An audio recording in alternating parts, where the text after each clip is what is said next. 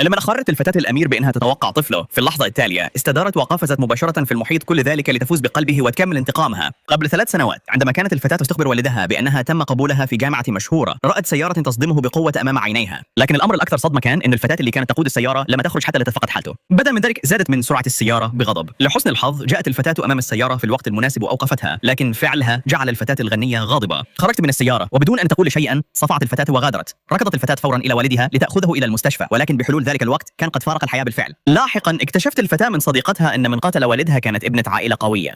بعد ما عرفت ذلك أقسمت أنها ستنتقم لموت والدها. مع صديقتها وضعت خطة وأعطت مشروبا مخدرا للأمير الغني الذي كان صديق الفتاة. عندما كان الأمير في حالة سكر تام اصطدمت به الفتاة عمدا تحت تأثير الكحول، فقد الأمير السيطرة على نفسه. وفي صباح اليوم التالي عندما استيقظ كان قد حدثت علاقة جسدية بينهما. مصدوما أخرج الأمير بطاقة بنكية وأعطاها للفتاة، قائلا انه يجب عليها ان تخرج من حياته الى الابد والا تظهر امامه مره اخرى. لكن الفتاه كانت عندها خطط اخرى. امسكت بيده وقالت: احتاج فقط الى 1,000,000 يوان حتى اتمكن من اعطاء والدي الذي توفي في الحادث جنازه لائقه. اذا اعطيتني هذا المال ساساعدك في كل ما تحتاج.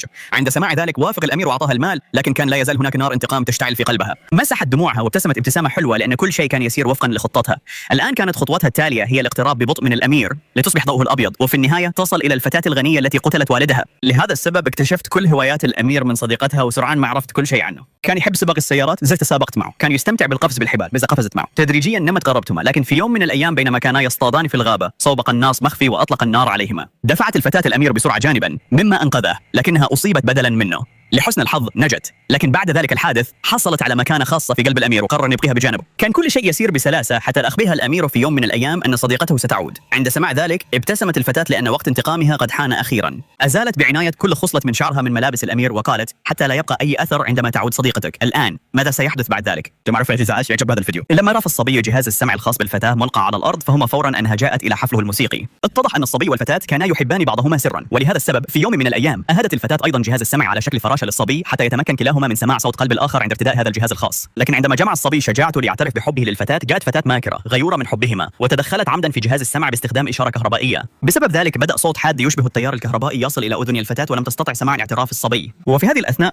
جاء زملاء الصبي أيضا ليأخذوه للعب المباراة، وذهب الصبي دون أن يرغب في ذلك. ومع ذلك وأصبحت الفتاة القاسية غاضبة وبخاتم حاد أحدثت جرحا على خد الفتاة. أخبرتها أن الصبي ما يحبها أبدا لأنه يحبها هي، والإثبات هذه الحقيقة اقتربت منه وبدأت بمسح وجهه. عند رؤية ذلك من بعيد أساءت الفتاة الفهم وابتعدت عن الصبي، بينما بقي الصبي غير مدرك لكل هذا. ظل يبحث عن الفتاة لسنوات وحتى أصبح نجما مشهورا حتى تتمكن الفتاة من العثور عليه بسهولة، حتى أنه كتب أغنية خاصة لها واللي كان حيأديها في حفل قادم. كان متأكدا من أنه عندما تسمع الفتاة تلك الأغنية ستفهم أخيرا مشاعره، لكن هو ما كانش يعلم أنه الفتاة اللي كان يبحث عنها طوال تلك السنوات يعني كانت تقف بالفعل من خلف الكواليس، ولكن بسبب سوء الفهم لم تقف في مواجهته، لذا وقفت بهدوء على المسرح وشاهدت حبها. في هذه الأثناء اقتربت الفتاة الماكرة أيضا من الفتى. عند رؤية ذلك انكسر قلب الفتاة مرة أخرى، ولإخفاء مشاعرها حاولت بسرعة المغادرة، لكن الفتاة الماكرة لاحظتها وتعرفت عليها فورا. بغضب أوقفت الفتاة وسألتها لماذا لا تزال تلاحقهم، ثم بدأت ترفع يدها عليها، ولكن في تلك اللحظة جاء الفتى وأوقف الفتاة الماكرة. قبل أن يتمكن الفتى من رؤية وجهها أخفته. لماذا؟ استغلت الفتاة الماكرة هذا وكذبت على الفتى بأن الفتاة كانت تحمل شيئا غير قانوني. عند سماع ذلك أوضح الفتى للفتاة الماكرة ألا ترفع يدها عليها، فقط أخرجيها. خافت الفتاة الماكرة من أنه إذا عادت الفتاة إلى حياة الفتى فسوف يبتعد عنها، لذا قررت إنهاء الأمر فورا. اتصلت عمدا برئيس الفتاة وأخبرته بطردها. بعد ذلك أرسلت بعض البلطجية إلى منزل الفتاة حتى يتمكنوا من الضغط على والديها لتزويجها بسرعة. فقدت الفتاة تدريجيا كل الأمل وقررت أنها ستبدأ حياة جديدة، ولكن للمرة الأخيرة فكرت في أنها يجب أن تشوف الفتى من بعيد وتودعه وتسمع صوته. الآن ماذا سيحدث بعد ذلك؟ للمعرفة ذلك اعجب بهذا الفيديو. ألقت الفتاة السيدة الماكرة التي خططت لتخديرها مباشرة نحو الرجل حتى تتمكن من تذوق طعم فخها الخاص، لكن بعد ذلك مباشرة شربت نفس الجرعة بنفسها فقط لترى من سينقذ زوجها. أولا هي أم السيدة، لكن ما كسر قلبها هو أنه عندما وصل الزوج قرر دون تفكير إنقاذ تلك المرأة الماكرة أولا، لأن المرأة كانت قد أجبرت هذا الزواج بينما كان قلب الرجل دائما ينتمي إلى سيدته. في الواقع قبل أسبوع من الزفاف كان من المفترض أن يتزوج الرجل من تلك السيدة نفسها، ولكن خلال الحفل تلقت فجأة مكالمة هاتفية وقطعت الزفاف في الحال. عندما كان الرجل يتعرض للإهانة أمام الجميع في تلك اللحظة دخلت امرأة ترتدي حجابا أسود إلى القاعة وصدمت الجميع لأنها لم تكن امرأة عادية، كانت رئيسة قاسية لعائلة قوية يخشاها الجميع. في طفولتها باعتها عائلتها لشريك تجاري، لكنها عادت أقوى، شلت والدها، قتلت شقيقها واستولت على العائلة بأكملها.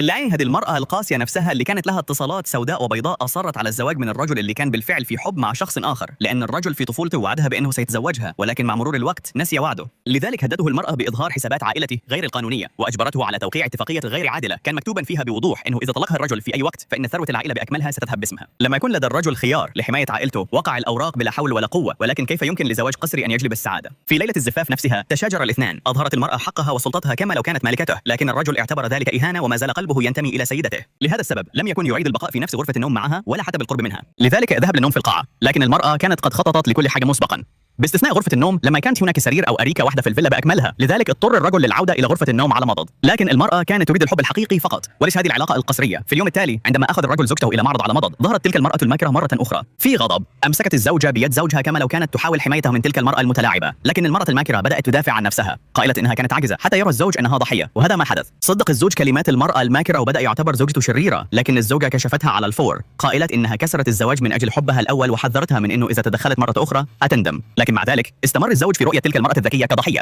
لذلك أصبحت المرأة الذكية أكثر جرأة وقالت حتى الآن إذا اتصلت به سيأتي إلي مسرعا. عند سماع هذا امتلأت الزوجة بالغضب وصفعتها بقوة على وجهها. بعد العودة إلى المنزل حذرت زوجها أيضا من عدم مقابلة تلك المرأة مرة أخرى، لكن الرجل أخذ تلك الكلمات على أنها تحد لكرامته، لذلك عندما اتصلت به المرأة في الليل لم يرد على مكالماتها، وبنصيحة أصدقائه أغلق هاتفه. بعد ذلك لإثبات حريته دعا المرأة الذكية إلى حانة وغرق الاثنان في ذكرياتهما القديمة دون أن يدركا ما ستكون النتيجة. لما عانقت المرأة الذكية الرجل رق قلبه مرة أخرى وبدأ الاثنان في مشاركة لحظة لقاء عاطفي، لكن في تلك اللحظة تواصلت الزوجة ووجهها هادئ تماما، لكن في صوتها كان هناك نوع مختلف من الغضب. قالت أستطيع تحمل غضب زوجي، وأضافت لسنا لما حد يتجاوز حدودي. وبكل هذا التقطت الزجاجة فجأة وحاولت مهاجمة المرأة الذكية، لكن الرجل تدخل لحمايتها. عند رؤية هذا ابتسمت الزوجة وفي اللحظة التالية وجهت المسدس مباشرة نحو الاثنين. قالت لم يتبق سوى رصاصة واحدة، لنشم منكما سيموت أولا. الآن ماذا سيحدث بعد ذلك؟ لمعرفة ذلك اعجب بهذا الفيديو. عشان تقتل صديقتها المفضلة طعنت المرأة صديقتها 72 مرة في نفس واحد، لكن بشكل صادم لم تنجو صديقتها فحسب بل لم تشعر بأي ألم على الإطلاق. عند رؤية ذلك قررت المرأة زيادة الشدة، أمسكت بجهاز صدمة كهربائية بقوة 1000 فولت وربطت الأسلاك مباشرة بيد صديقتها، وبدون تردد ضغطوا على الزر، لكن بشكل صادم حتى في ذاك الوقت ما لم يحدث شيء لصديقتها. لما تستطيع المرأة تصديق أن هناك شخصا لا يمكن أن يموت، لكن حتى ذاك الحين لما تستسلم وجعلت صديقتها تأكل حبة سامة، ومع ذلك عندما لم يحدث شيء دفعتها مباشرة إلى واد عميق جدا. أعتقد هذه المرة إنها ستموت بالتأكيد، لذا قامت بترتيب الجنازة، ولكن بمجرد أن بدأت الجنازة عادت صديقتها حية وبصحة جيدة. عند رؤيتها اختفى الأرض من تحت قدمي المرأة. في الواقع كانت الصديقة امرأة خالدة عمرها 3000 عام. منذ زمن بعيد بدأ إمبراطور في اختبار دواء الخلود على الناس العاديين. خلال ذاك الوقت حاول جنرال إنقاذ بعض الأطفال، لكن الإمبراطور أجبره على شرب ذلك الدواء. اعتقد الجميع أنها ستموت، لكن الثلج بدأ يتساقط وامتلأت السماء بالغيوم الداكنة، وفجأة عاد ذلك الجنرال إلى الحياة بجسد خالد. مرعوبا أمر الإمبراطور بقتله فورا، لكن بشكل صادم لم تنجو المرأة الخالدة فحسب بل لم تشعر بأي ألم. عند رؤية ذلك أصيب جميع الجنود بالذعر وهربوا، لكن المرأة لم تترك أحدا، وبقتلها لذلك الإمبراطور حررت هؤلاء الأطفال. لذلك أقسم الأطفال أن كل جيل من نسلهم حيخدمها، واستمرت هذه السلسلة لمدة 3000 عام. في يوم من الأيام أخبر أحد الأحفاد القدامى المرأة أنه كان خائفا من حيخدمها بعد رحيله، لأنه هذا الدواء أعطى الحياة، ولكنه أيضا أعمى امرأة لمدة شهر كل 100 عام، ولأن ذلك الرجل العجوز قد أصبح كبيرا جدا في السن كان قلقا على سلامتها،